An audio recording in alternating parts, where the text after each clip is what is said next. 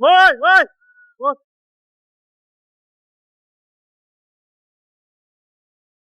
মাটির নিচে নিঃশব্দে জমছে এক ভয়ঙ্কর শক্তি। ঘড়ির কাঁটার মতো টিকটিক করে ফুরিয়ে আসছে সময়। ভূতাত্ত্বিকরা বলছেন যে কোনো মুহূর্তে এক চরম সত্যের মুখোমুখি হতে যাচ্ছে ঢাকা। হয়তো আজ, হয়তো কাল, কিংবা এই মুহূর্তে 7 থেকে 7.5 মাত্রার একটি শক্তিশালী ভূমিকম্প লণ্ডভণ্ড করে দিতে পারে আমাদের চেনাই শহরকে। আমরা কি তবে এক জীবন্ত আগ্নেয়গিরির উপর দাঁড়িয়ে আছি? বিশেষজ্ঞদের মতে 300 থেকে 500 বছরের ভূমিকম্পের যে প্রাকৃতিক চক্র তা প্রায় পূর্ণ হওয়ার পথে। বাংলাদেশ মূলত ইন্ডিয়ান, ইউরেশিয়ান ও বার্মা এই 3টি সক্রিয় টেকটনিক প্লেটের সংযোগ স্থলে অবস্থিত।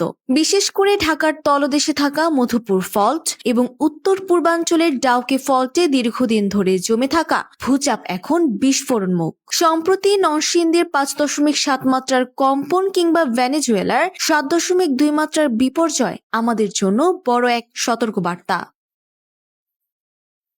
কিন্তু ঢাকার আসল দুর্বলতা মাটির নিচে নয়, বরং মাটির উপরে। বুয়েটের অধ্যাপক ডক্টর মেহেদী আহমেদ আনসারী জানান, জলাশয় ভরাট করে গড়ে ওঠা ঢাকার নরম মাটি ভূমিকম্পের সময় তরলের মতো আচরণ করতে পারে, যাতে বহুতল ভবন মুহূর্তেই দেবে যাবে।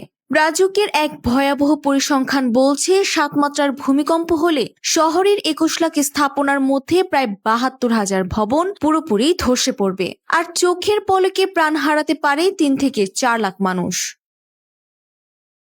প্রকৃতির এই তাণ্ডবকে থামানোর সাধ্য মানুষের নেই, তবে ক্ষতি কমানো সম্ভব।